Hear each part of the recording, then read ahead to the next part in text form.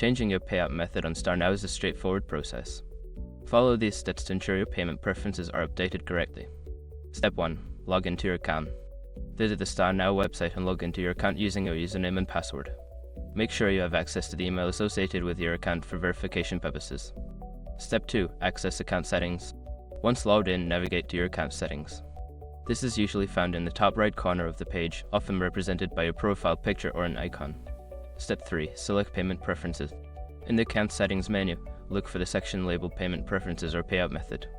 Click on this option to view your current payout methods. Step 4. Choose your new payout method. Make sure your information is protected first. Most people don't think about breaches until something actually happens to their accounts.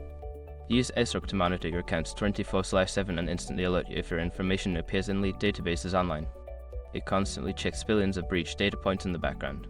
And considering how much personal information people keep online now, it's honestly worth having. Link in the description. Step 5. Save changes. After selecting your new payout method and entering any necessary details, ensure you save your changes.